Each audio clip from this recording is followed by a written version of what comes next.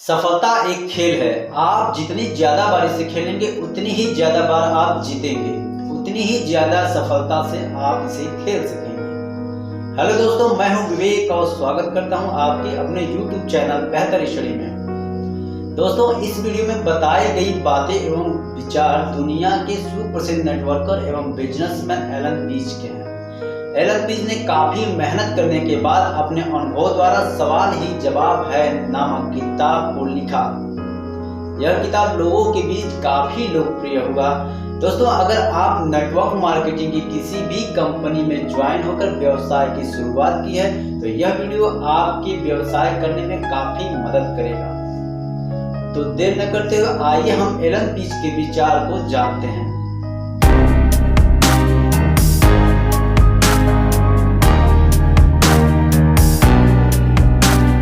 दोस्तों, network marketing के business में अगर आप ज़्यादा लोगों को अपनी योजना में शामिल होने का आमंत्रण देंगे तो ज़्यादा लोग आपके साथ शामिल होंगे।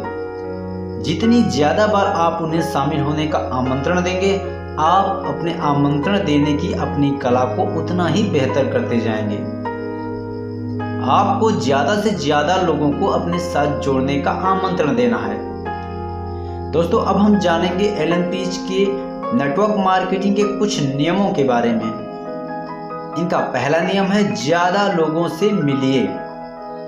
यह सबसे महत्वपूर्ण नियम है। जिसके पास भी सुनने की फुर्सत है उससे बात करना चालू कर दीजिए।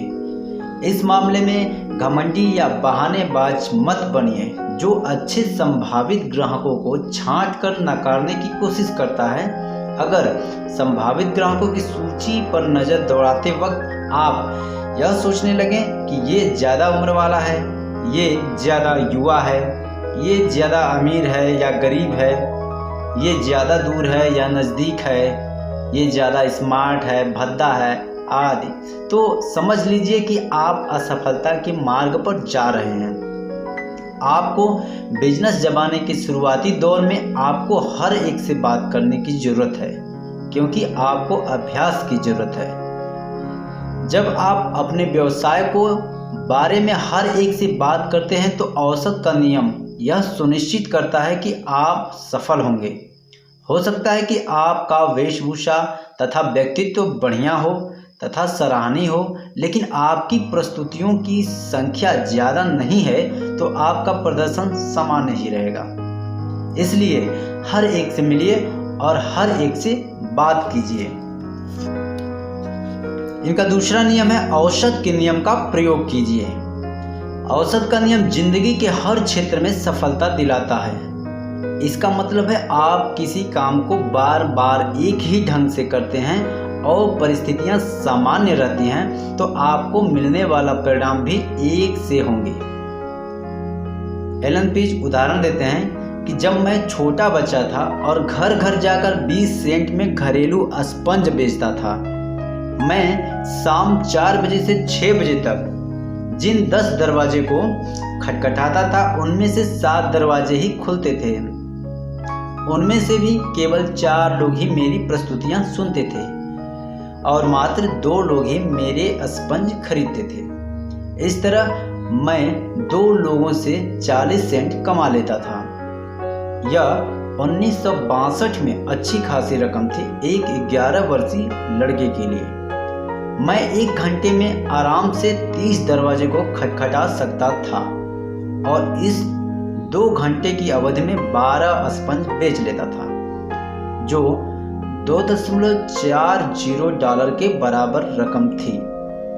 इस तरह मैं जान चुका था कि औसत का नियम किस तरह काम करता है। इसलिए मुझे उन दरवाजों की चिंता नहीं हुई जो नहीं खुले, न ही उन 3 दरवाजों की जो मेरी बात नहीं सुने और न ही उन 2 लोगों की जिन्होंने मेरे स्पंज नहीं खरीदे। मैं तो बस इतना जानता था कि अगर मैं 10 दरवाजे पर दस्तखत दूंगा तो मैं 40 सेंट कमा लूंगा। इसका मतलब हर बार जब मैं दरवाजे पर दस्तखत दूंगा तो 4 सेंट कमाऊंगा। सफलता तो सिर्फ इस बात में छुपी हुई थी कि मैं कितनी जल्दी इन दरवाजों पर दस्तक दे सकता हूं। अब इनका अगला नियम जो है, अपने अनुपात का रिकॉर्ड रखें। औसत का रिकॉर्ड रखना और अपने बिक्री के आंकड़ों का रिकॉर्ड रखना एक शक्तिदायक प्रेरणा स्रोत था। औसत और आंकड़ों का रिकॉर्ड रखने से आप सकारात्मक बनते हैं और अपने लक्ष्य तक पहुंच सकते हैं। एलन पीज कहते हैं, बड़ी सफलता कैसे पाएं?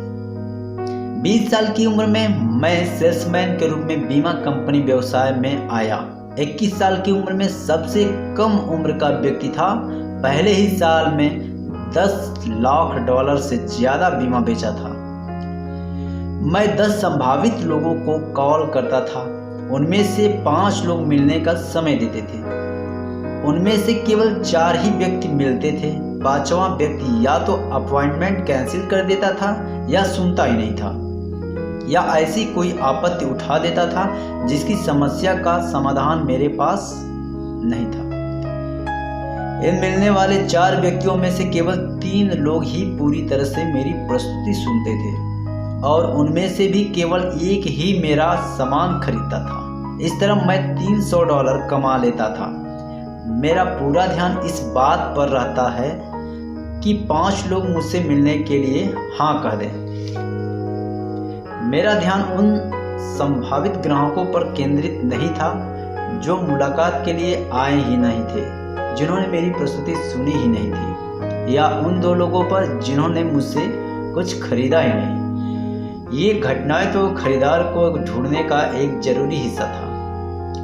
एलन पीज कहते हैं, अगर 10 संभावित ग्राहक आपकी प्रस्तुति को सुनते हैं तो उनमें से 6 इसे लेकर रोमांचित हो जाते हैं और कहते हैं कि वे इस बिजनेस को शुरू करना चाहते हैं। इनमें से आधे ही वास्तव में बिजनेस शुरू करते हैं और 3 में से सिर्फ एक ही सफल हो पाता है। दूसरा गुमनामी में खो जाता है और तीसरा सिर्फ कंपनी का सामान खरीदता रहता है। तो इस तरह 10 व्यक्तियों में से सिर्फ एक ही व्यक्ति दीर्घकालीन वितरक बन पाता है।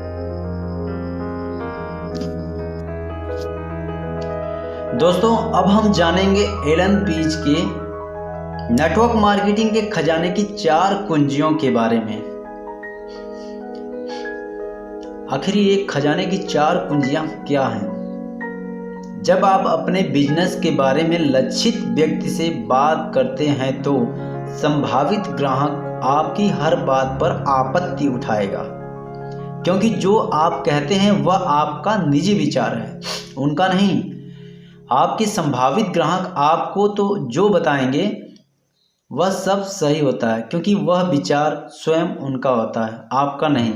संभावित ग्राहक कभी नीरस नहीं होता, केवल प्रस्तुतियां नीरस होती हैं। जब आप 4 कुंजियों की तकनीकी का प्रयोग करते हैं तो आपके ग्राहक आपको बताएंगे कि वह वास्तव में क्या चाहते हैं। आपको केवल ग्राहक की बात को रुचिपूर्वक सुनना है।